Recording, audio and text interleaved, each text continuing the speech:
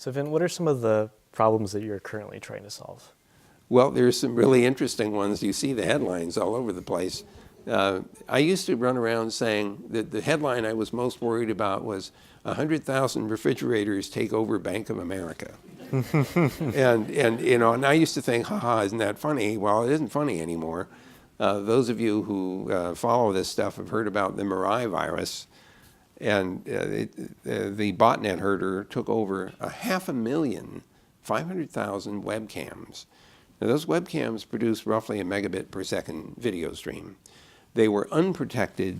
Some of them had well-known usernames and passwords to reach the device and control it, or had nothing. Just if you could find the internet address, you could take over the device and tell it, send your video stream over there. And so 500,000 of these machines sent their megabit per second video streams to one target. That's 500 gigabits a second of traffic hit the Dyn Corporation and knocked it over.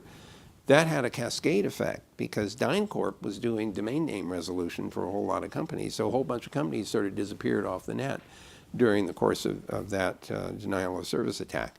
So we have the problem of devices that are vulnerable to being taken over or invaded by the bad guys. And there are lots of angles on this. There's improved operating system resistance to attack. I even tried to get Google to change the name of our operating system from Android to Paranoid. The marketing people didn't like that idea. But I wanted to get across the point that you have to have operating systems that are basically paranoid about the possibility of being attacked and vulnerable. So we have a lot of work to do there. We have, even those of us sitting in the room right now actually have a role to play in making the network more secure. If you're just using usernames and passwords, you are at great risk, partly because people don't pick passwords very well. Some people still use password as their password because that's easy to remember.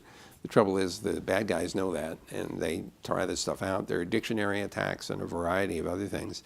So two-factor authentication is a technology which I'm required to use at Google because we don't want just username and password to be enough to get you in. So you have this second device. That's why they call it two-factor authentication. You have a username and a password and this other device, and it generates a random additional password. But if you don't have the little device to do that, then you can't get in and neither can the other guy. And if the other guy has the device but he doesn't have a username and password, then he can't get in or she can't get in either. So two-factor authentication is a great way of reinforcing access control.